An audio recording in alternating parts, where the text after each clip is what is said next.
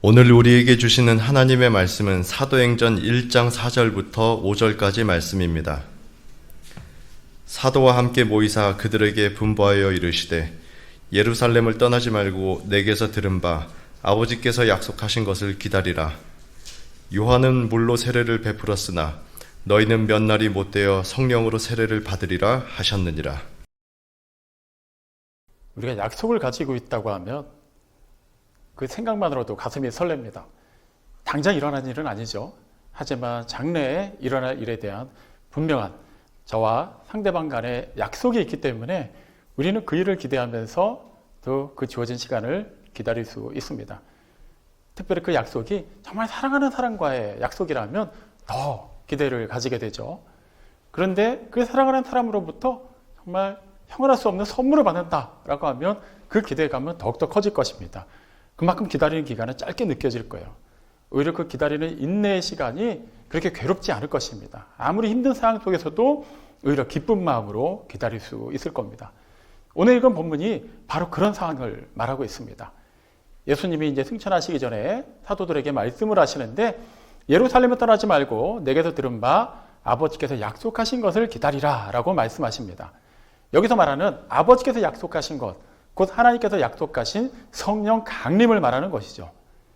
얼마나 기쁜 일입니까? 성령님은 또 다른 보혜사로 세상에 오실 것입니다. 예수님처럼 육신으로 오시는 것이 아니라 영으로 오시기 때문에 예수님처럼 공간의 제한을 받지 않으십니다. 사도들이 뿔뿔이 흩어져서 각자 있는 그곳에서 하나님의 일을 하더라도 전혀 치우침이 없이 성령님의 도우심을 받을 수 있습니다. 그들이 어디서 어떤 일을 하든지 간에 그들이 하나님께서 보내신 곳에서 하나님께서 맡기신 일이라면 성령님께서 그들과 함께 하시면서 그들을 위로하시고 그들을 위해서 변호하실 것이고 그들에게 큰 능력을 주실 것입니다.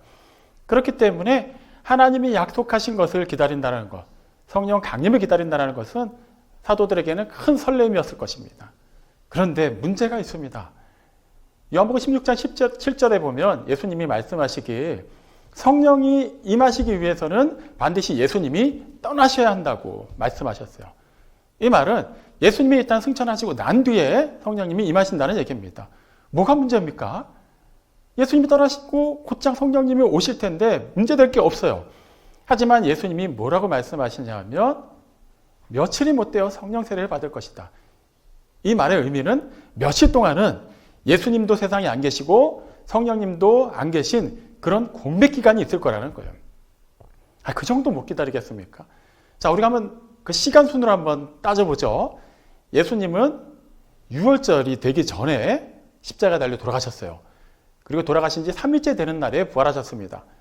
우리가 지난주에 살펴본 사도행전 1장 3절 말씀에 따르면 예수님은 부활하시고 나서 40일 동안 세상에 계셨다고 말합니다. 그러면 예수님이 유월절 전날 돌아가시고 또 3일째 되는 날 부활하시고 40일 동안 사도들과 함께 하셨어요. 그리고 우리가 익히 아는 것처럼 성령님은 언제 임하셨습니까? 오순절 날 임하셨어요. 오순절은 유월절 기준으로 50일째 되는 날이에요. 그럼 그렇게 따져보면은 그냥 아무리 보수적으로 잡아도 10일이 채 안 되는 기간입니다.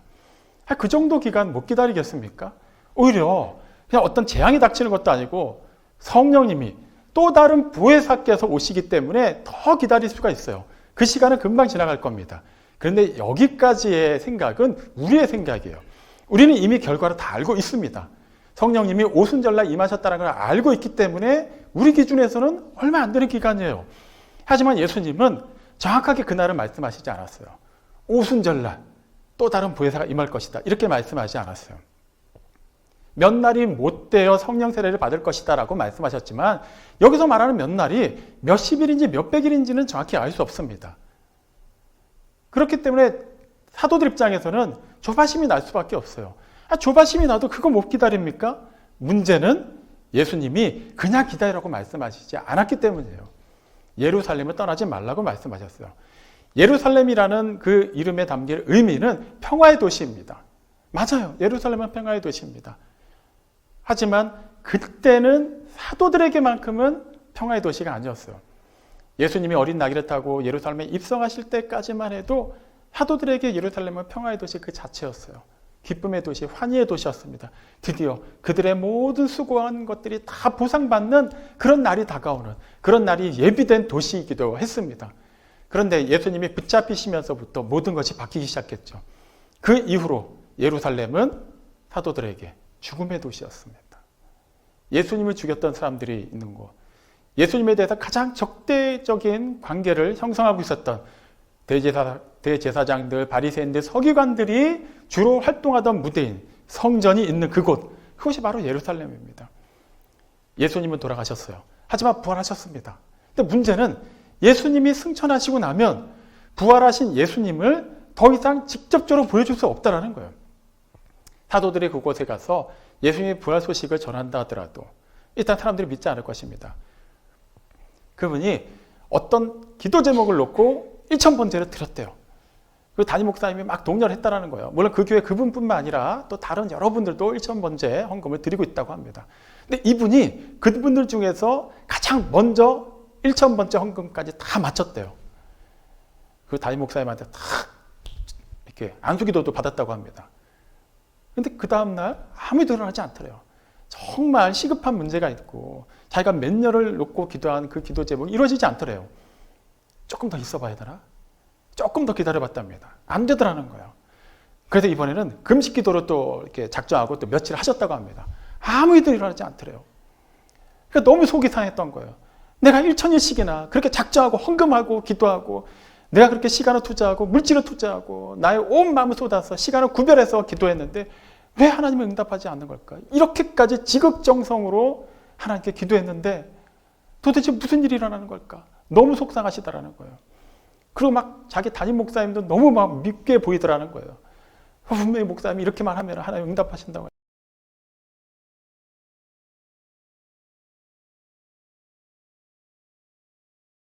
이분이 막 극도의 혼란함 속에 빠졌던 거예요. 그분이 직접 얘기하셨어요. 그 1,000번째 헌금하는 동안은 그렇게 하루하루가 은혜로웠답니다. 그렇게 1,000번째 헌금이 끝나는 날까지 기다리면서 그 시간이 그렇게 꿀같이 달았대요. 상황은 힘들었다고 합니다. 점점 사태는 악화됐다고 해요. 그런데도 두려워하지 않았다고 합니다. 근심하지 않았대요. 1,000일만 지나면은 분명히 역사가 일어날 것이기 때문입니다. 그런데 그 일이 일어나지 않았어요. 마찬가지예요. 오랜 기간 금식기도, 저는 심지어 40일 금식기도 하고도 시험 드는 분을 본 적이 있어요. 40일 금식기도 아무나 할 수 있는 거 아니잖아요. 그냥 그 기도를 했다는 것만으로도 우리는 우아하고 볼만한 분입니다. 그런데 정작 그분이 그 기도 마치고 나서 얼마 안 돼서 교회를 떠났어요. 충격적인 일이죠. 아니 하루 이틀 금식한 것 때문에 40일씩이나 금식할 정도면 우리 기준에서 굉장히 믿음이 좋은 분이에요. 그런데 오히려 그렇게 기도를 잘 마치고 보양식을 막 이렇게 먹으니까 이렇게 속을 다스리는 그 기간 중에 그냥 호련히 시험 들었다고 하면서 교회를 떠난 거예요. 이분들의 공통점이 무엇일까요? 정말 열심히 기도했어요. 하나님의 뜻을 기다렸어요. 하나님의 뜻이 이루어질 때를 분명히 사모하고 있었습니다. 하지만 그 때에 대해서, 그 시간에 대해서는 자신들이 정했던 거예요. 하나님의 뜻은 하나님이 작정하시는 거예요. 우리가 작정하는 게 아닙니다. 당연히 그 일이 이루어지는 때도 하나님이 작정하신 때에 이루어지게 돼 있어요. 그것도 우리가 작정하는 게 아니에요. 우리가 백날 기도를 하고 우리가 심지어 100일 금식 기도를 한다 하더라도 그 기도 이후에 분명히 하나님의 뜻이 이루어질 것이다라고 기도한다 하더라도 우리가 기도했던 그 뜻이, 우리가 바랐던 그 뜻이 하나님의 뜻과는 무관하게 나 자신만을 위한 뜻이었다면 들어지지 않습니다. 응답이 없습니다. 하지만 우리가 금식 기도를 했든 그렇지 않든 그 짧게 기도를 한다 할지라도 너무나도 바빠서 작정 기도를 그렇게 하지 못하고 틈나는 대로 조금씩밖에 기도를 못한다 하더라도 정말로 하나님의 뜻이 하늘에서와 같이 땅에서도 이루어질 줄로 믿고 하나님의 때를 신실하게 기다린 사람에게는 반드시 그 때가 이루어진다라는 거예요. 여기서 말하는 기다림의 의미를 우리는 파악해야만 합니다. 예수님이 예루살렘을 떠나지 말고 아버지께서 약속하신 것을 기다리라. 자, 이 말의 핵심은 그거예요. 나를 믿어라 이거예요. 나를 믿지 않느냐? 분명히 성령이 오신다. 그러니까 기다려라라는 거예요. 결과적으로 우리가 생각하는 믿음은 내가 믿으니까 그 일이 이루어진다라는 것이지만 예수님이 우리에게 제시하시는 믿음은 믿었으면 기다리라는 거예요. 그 믿음의 주요 온전케 하시는 이인 예수께서 우리에게 보여주신 삶이 바로 그런 삶입니다. 세상의 죄를 대속하기 위해 이 세상에 오셨잖아요. 그렇다고 해서 세상에 오신 즉시 그냥 걸음마를 떼는 그 즉시부터 막 공적인 사역의 현장에 뛰어 들어가셨나요? 아니면은 나이 30세가 넘어서 공적인 사역을 시작하시면서부터 그 즉시 십자가에 달리셨나요? 그렇지 않아요. 예수님 또한 하나님께서 정하신 그때를 기다리셨어요. 그때에 이르기까지는 그도 평범한 삶을 살면서 기다렸습니다. 준비하셨어요. 그리고 그때가 시작되었을 때는 거침없이 하나님께서 이끄시는 그 길, 마땅히 가야 하는 그 길을 가셨어요. 하나님의 아들이 그런 삶을 사셨습니다. 그리고 그 아들을 믿음으로 말미암아 우리 모두가 하나님의 자녀가 되는 권세를 얻었습니다. 무슨 말입니까? 하나님의 자녀가 그렇게 살아야 된다는 것을 하나님의 유일한 독생자께서 직접 보여주신 거예요. 기다릴 줄 알아야 된다는 거예요. 그리고 그때가 되면은 하나님께서 이루시는 그 일에 적극적으로 참여해야 된다는 것입니다. 이렇게만 말씀드리면 마치 기다리는 건 소극적인 것이고 그 기다리던 일이 일어나면 그것을 누리는 것은 적극적이라고 생각할 수 있지만 그렇지 않아요. 이것도 똑같은 맥락입니다. 기다림 또한 적극적이어야 한다는 거예요. 그저 소극적으로 인내하고 언젠가 하나님의 뜻이 이루어질 것이니까 뭐 기도해도 이루어질 것이고 안 해도 이루어질 것이니까 대충 신앙생활하고 그냥 그렇게 하루하루 주어진 대로 먹고 살기 그냥 바쁘게 살다 보면 언젠가 하나님의 뜻이 이루어지겠지. 그게 아니라는 거예요. 분명히 하나님은 계획하신 일을 적극적으로 이뤄가고 계시고 그 일로 우리를 참여시키셨다는 것은 그것을 기다리는 순간에도 우리는 적극적이어야만 한다는 것이죠. 그러면 기다린다는 것이 적극적이다. 이게 어떻게 연관이 될 수 있을까요? 히브리서 하면 우리에게는 11장이 아무래도 가장 인상적으로 남는 장이야. 믿음장. 그 11장 하면은 1절이 아무래도 가장 많이 알려져 있죠. 믿음은 바라는 것들의 실상이요. 보지 못하는 것들의 증거다라고 말해요. 자, 실상, 증거. 공통점이 무엇입니까? 분명히 존재하는 실체를 근거로 하고 있어요. 아무것도 없는데 우리가 뭘 믿을 수 있겠습니까? 아무런 실체가 없는데 우리가 뭘 가지고 기다릴 수 있을까요? 반드시 있어요. 하지만 지금 당장은 없습니다. 하지만 그것은 반드시 올 것입니다. 그렇기 때문에 기다리는 거 아닙니까? 대중교통을 타고 다니시는 분들은 다 아실 거예요. 요즘에는 버스 정류장에도 다 이렇게 뭐 전광판이 달려 있어요.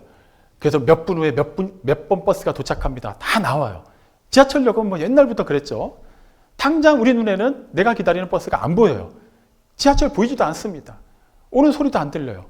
하지만 전광판에 몇 분 후에 도착 뜨면은 우리는 그냥 그대로 믿고 기다립니다. 왜 그럴까요? 오니까요. 늘 그래 왔으니까요.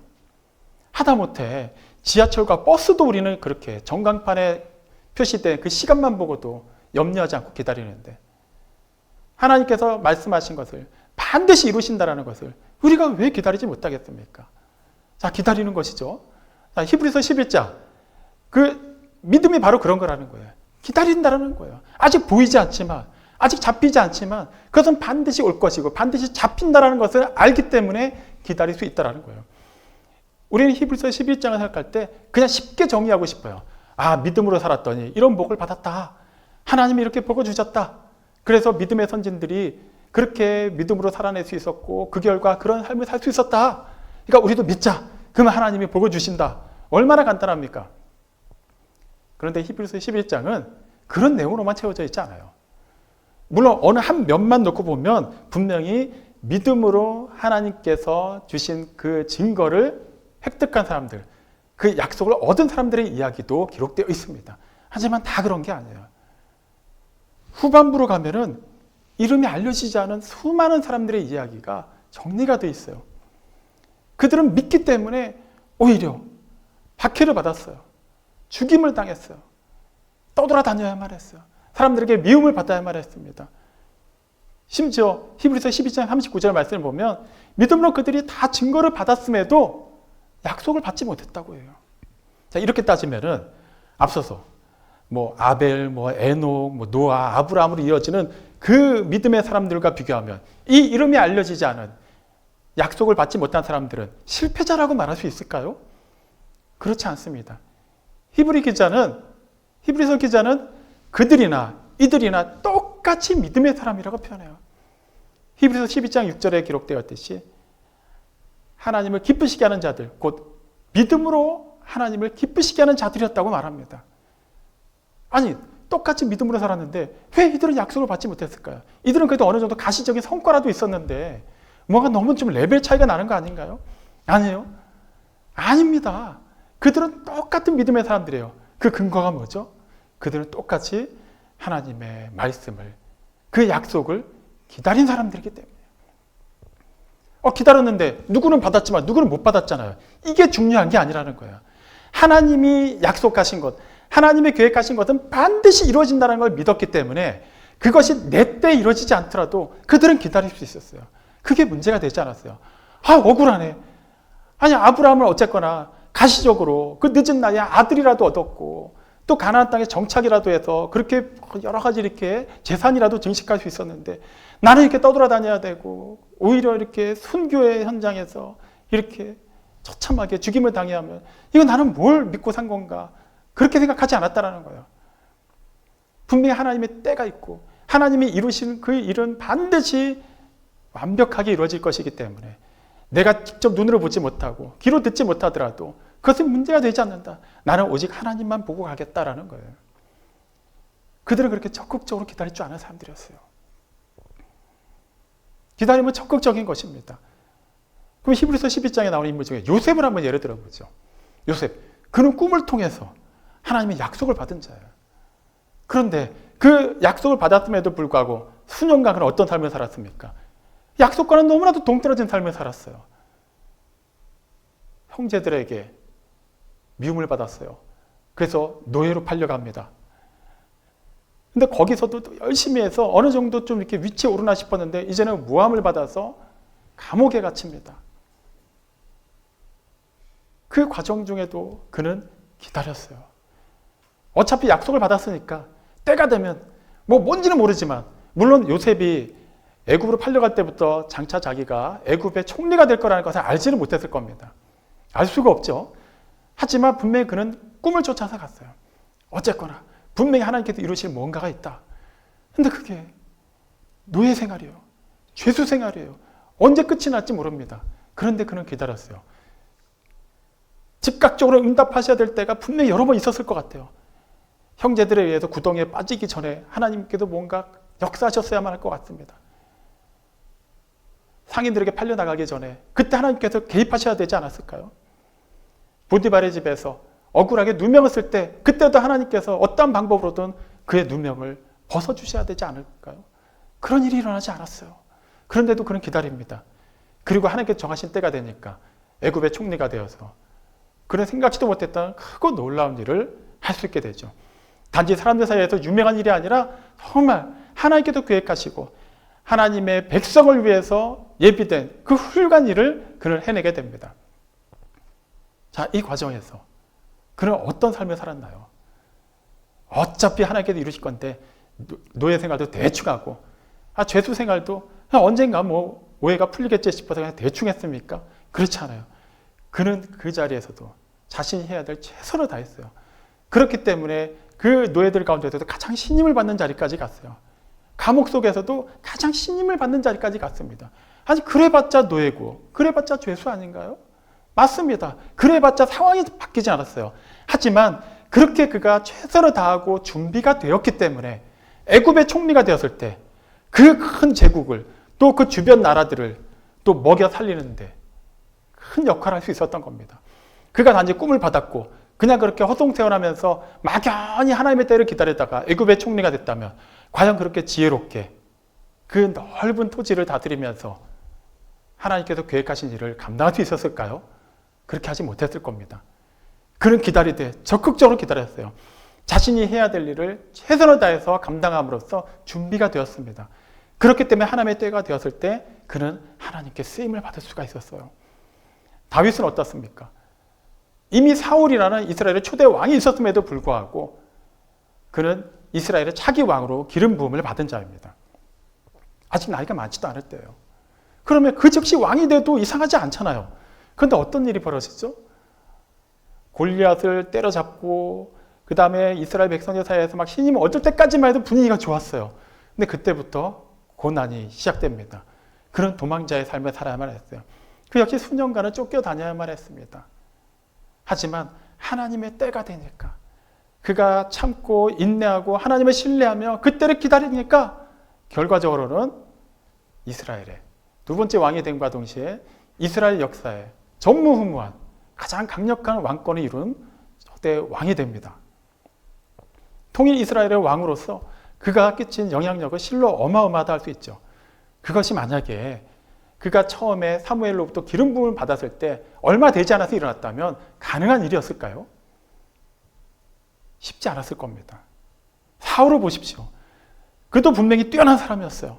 분명히 하나님께서 그를 구별하셨기 때문에 그에게도 기름을 부어서 다윗보다 앞서 그를 먼저 이스라엘의 왕으로 세우셨죠. 하지만 그는 제대로 준비가 되지 않은 사람이었어요. 그렇기 때문에 신본주의를 바탕으로 해서 신정왕국 이스라엘의 왕으로서 자신이 통치자임과 동시에 하나님께서 맡기신 그 직분의 그 청직이라는 것을 온전히 깨닫지 못했죠. 그냥 이방 나라의 왕들처럼 자신이 그 정점에서 하나님을 밀어내고 자신의 의지대로 그 나라를 다스리려고 했어요. 그래서 그는 실패했습니다. 하지만 다윗은 그 고난당하는 중에도 하나님을 신뢰하고 인내하면서 계속해서 그 여러 가지 겪는 고난을 통해서도 하나님께서 이루실 그때를 기다릴 수 있었고 준비할 수 있었어요. 또 많은 사람들과 함께하면서 특별히 그 주변에 있는 그 어려운 사람들, 억울한 일을 당하는 사람들, 아픔이 있는 사람들을 돌아보면서 많은 사람들을 어떻게 통치해야 되는지, 하나님의 뜻으로 어떻게 그들에게 아름다운 하나님 나라의 그 통치 이념을 실현시킬 수 있는지에 대해서 준비되었고 또 연구한 사람입니다.